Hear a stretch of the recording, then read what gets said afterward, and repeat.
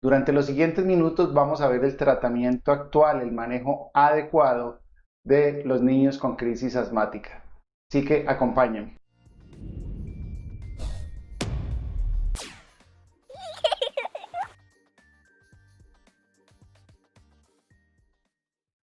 Para esta charla me basé en 5 guías, una guía nacional y 4 guías internacionales. La guía nacional es la guía de práctica clínica número 1 del Ministerio de Salud, que salió en el 2013. Las otras guías, que son las internacionales, son algo más actualizadas. Entonces tomé como mi bibliografía el up-to-date, actualizado a este año. Además, el libro australiano del asma, la guía SIGN, la 158, que es la guía británica, y por último la última guía GINA, que es como la piedra angular en cuanto a la información sobre el manejo de asma. Tenemos cuando comenzamos a manejar un niño con asma varias preguntas por resolver. ¿Qué tan enfermo está el niño? ¿Qué drogas debo de usar para el manejo? ¿Cuáles son sus dosis óptimas? ¿Cuáles son sus vías de administración? ¿Cuándo se necesita manejo más agresivo? Y si el niño debe o no hospitalizarse.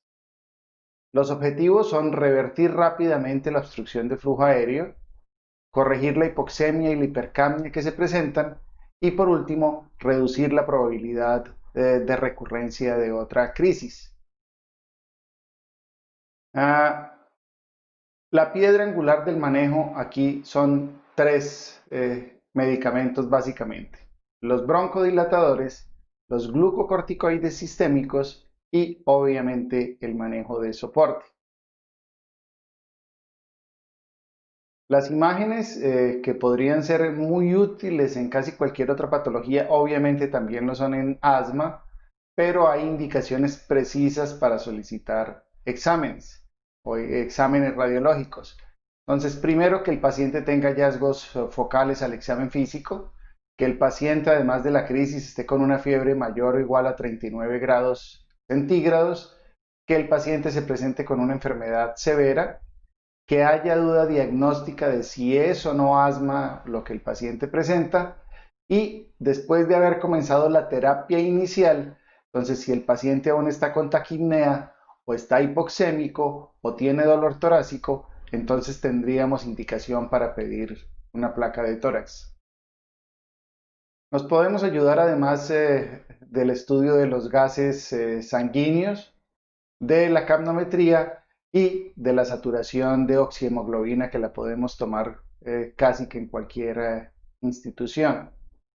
Entonces, como había dicho previamente, me basé en las 5 guías y obviamente cada guía da una escala de manejo y da como una escala de severidad. Dependiendo del país y de las condiciones en que esté cada una de las guías, entonces nos dan las recomendaciones. Pero ¿qué problema tienen estas guías sin que sea una crítica? Que generalmente necesitan muchas medidas de apoyo y generalmente necesitan gran memoria para que el médico pueda determinar el estado de gravedad del paciente, que es lo primero que hay que hacer. Entonces, sin obviarlas, más bien haciendo como un popurrí o un resumen de lo que tiene cada guía, entonces lo primero que debemos de hacer, sin importar la guía que veamos, es clasificar el asma dependiendo de su severidad.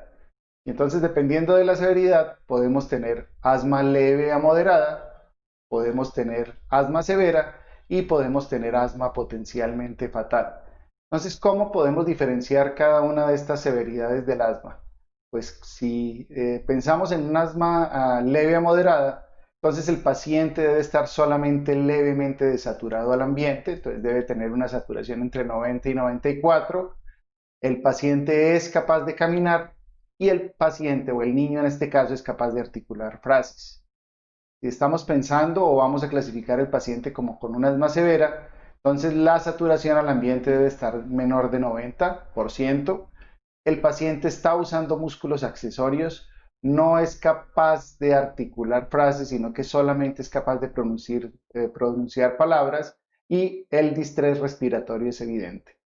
Y si estamos pensando que el paciente puede tener un asma potencialmente fatal, entonces el paciente debe estar saturando menos de 90 aún recibiendo oxígeno suplementario, puede encontrarse somnoliento, el paciente va a lucir agotado y si es muy severa la crisis, entonces ni siquiera va a sibilar.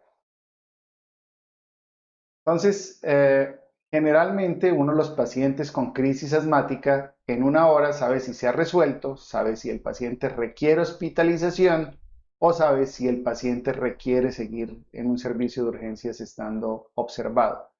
Entonces, aquí la parte primordial del manejo es administrar oxígeno, porque una vez comencemos con la terapia broncodilatadora, lo que esperamos es que al paciente la saturación le disminuya algo más por redistribución de flujo pulmonar.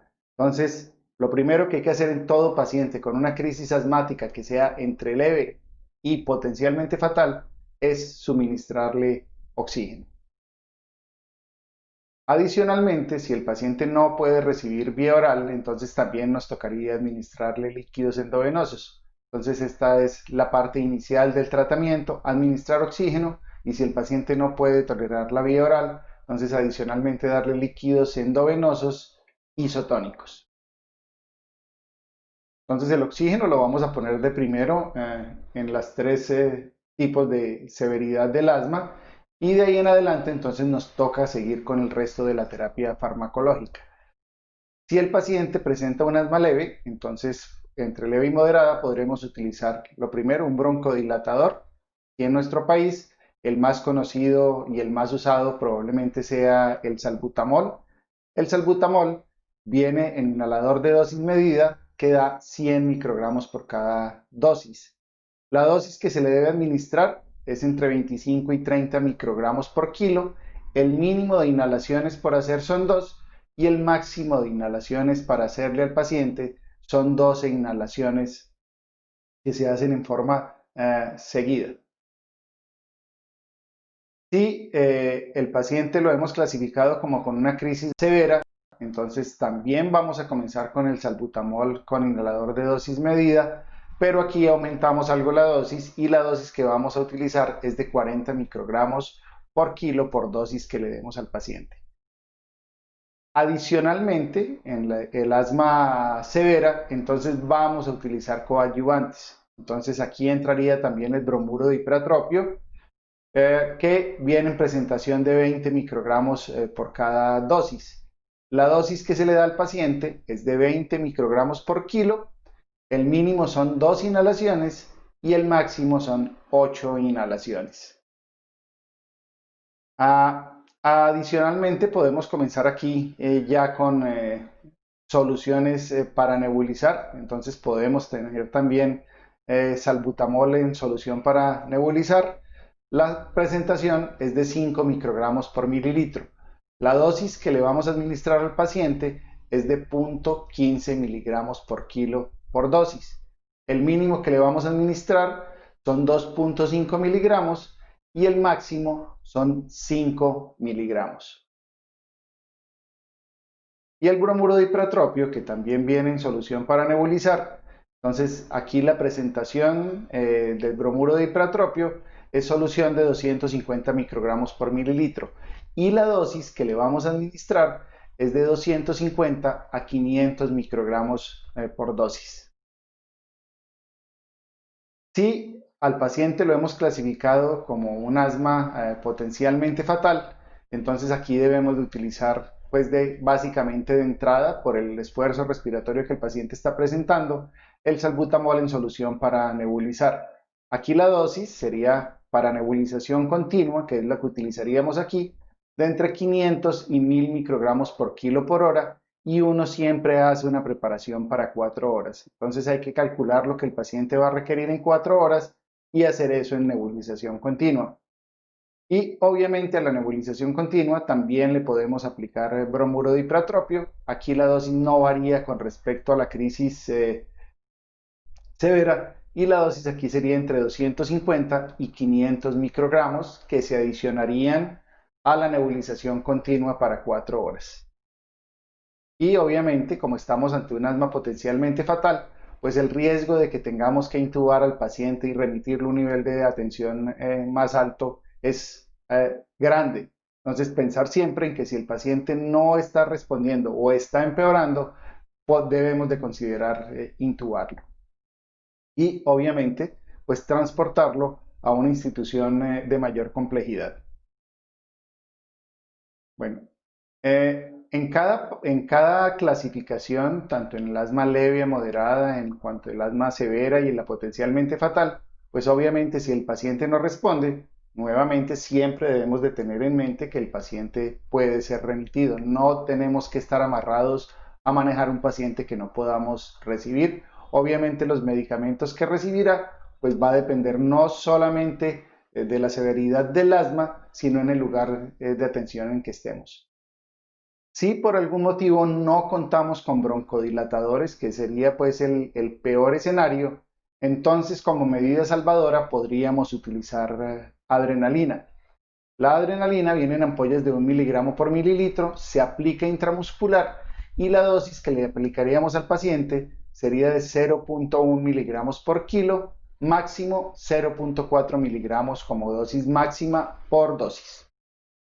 Se puede utilizar en los tres severidades del asma, pero tener en cuenta que la vamos a utilizar solamente en caso de que no contemos con los broncodilatadores, que son la base fundamental del tratamiento. Bueno, de aquí en adelante, nada, el tratamiento es igual. Entonces, primero colocar oxígeno, líquidos de mantenimiento en caso de que se requieran, e iniciar terapia con broncodilatadores. En los primeros 5 a 10 minutos ya sabemos la respuesta del paciente y si el paciente no viene respondiendo o si viene empeorando, entonces aquí el siguiente paso sería utilizar esteroides y los esteroides que vamos a utilizar son siempre esteroides sistémicos. Entonces aquí tenemos uno de los que se puede utilizar y probablemente este sea el más utilizado, que es el Solumedrol o lo mismo la metilprednisolona. Entonces la metilprednisolona viene en ampollas de 40 miligramos y de 500 miligramos. Dosis inicial para el paciente 2 miligramos por kilo y después le dejamos de mantenimiento 0.5 miligramos por kilo que se lo aplicamos cada 6 horas. El máximo a aplicarle por dosis siempre va a ser de 60 miligramos. Pero si el paciente viene en una crisis que no compromete su vida, que puede tolerar la vía oral, entonces podríamos utilizar también la vía oral que es tan buena como la vía parenteral en las crisis asmáticas. Entonces podríamos utilizar o prednisona o prednisolona. La prednisolona viene en tabletas de 5 miligramos y la prednisona viene en tabletas de 50 miligramos. La dosis que vamos a utilizar es 1 miligramo por kilo y el máximo por dosis van a ser 50 miligramos en crisis asmática. Bueno, si el paciente está estacionario, no responde como queremos, entonces el tercer paso en el manejo sería utilizar el sulfato de magnesio. Las ampollas de sulfato de magnesio vienen de 2 gramos en 10 mililitros y la dosis que vamos a utilizar es de 25 a 50 miligramos por kilo. Eso se debe pasar lentamente, se sugiere que en unos 20 minutos y la razón es que como es un relajante de músculo liso, entonces nos puede tumbar la presión al relajar el músculo liso de las arteriolas y terminamos reanimando al paciente ya por una hipotensión.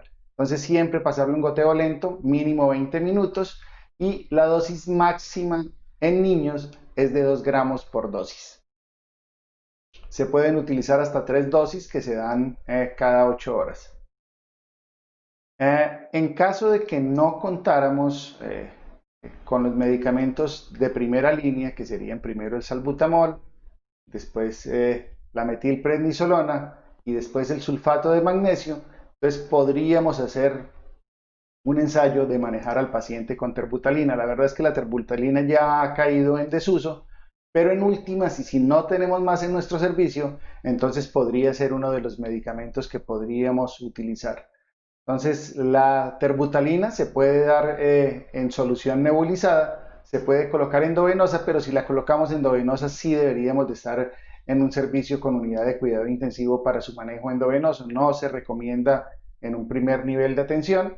Igual pasa con el óxido nitroso, que solamente se consigue en algunos servicios de emergencia utilizados, y los bloqueadores de leucotrienos como el Montelukast, a pesar de que hay estudios que dicen que se podrían utilizar, la verdad es que tampoco es recomendable. ¿Por qué los pongo aquí? Porque en última, si uno no tiene los medicamentos de primera línea y no tiene más a su alcance, podría utilizarlos, pero la línea en que se siguen los medicamentos o cómo se utilizan está bien establecida. Entonces, esto solo lo coloco a manera informativa porque no hacen parte como tal de ninguna guía de manejo. Lo mismo pasa con el levosalbutamol, que se puede utilizar en algunos pacientes que son alérgicos al salbutamol, pero nuevamente estos son datos informativos y no sugerencias de manejo. Y lo mismo pasa con los esteroides inhalados. Entonces, en ninguna guía en el manejo de crisis hablan de esteroides inhalados. Ustedes se los podrían dar al paciente buscando que cuando le demos salida el paciente va a salir probablemente con esteroides orales y después con esteroides inhalados, pero nuevamente no hacen parte del manejo de la crisis asmática como tal. Entonces, nada, este es el arsenal con el que podríamos manejar nuestros pacientes, y con estos medicamentos vamos a llevar al paciente en forma escalonada más o menos hasta la primera hora. Y en la primera hora ya tenemos que saber qué es lo que vamos a hacer con el paciente y cuál va a ser su destino. Entonces, si después de la primera hora tenemos un paciente que ya no tiene dificultad respiratoria, entonces la recomendación es que se observe al menos durante una hora más y se reevalúe. Si el paciente después de esa segunda hora ya continúa sin dificultad respiratoria, entonces se le podría dar manejo ambulatorio y entonces el paciente podría ya irse para su casa. Pero si el paciente después de la primera hora aún está con dificultad respiratoria, entonces la recomendación es hospitalizarlo. Continuamos con la terapia broncodilatadora y con las otras opciones terapéuticas, y el paciente se debe de estar reevaluando en forma continua. En el momento en que el paciente deje de presentar dificultad, entonces se reevalúa. Y nuevamente, si el paciente no presenta dificultad, se puede considerar manejo ambulatorio, pero si se reevalúa y el paciente presenta dificultad respiratoria, entonces el paciente debe ser manejado como una crisis severa, y hay que pensar en que si uno no está en un tercero, en un cuarto nivel de atención, el paciente debe ser remitido para continuar su manejo en un sitio especializado. Entonces, esta era la parte práctica del manejo de la crisis asmática. Espero que te haya gustado. Si te gustó, no olvides suscribirte a mi canal, darle like y darle clic a la campanita para que te avisemos cuando haya nuevos videos. Hasta pronto.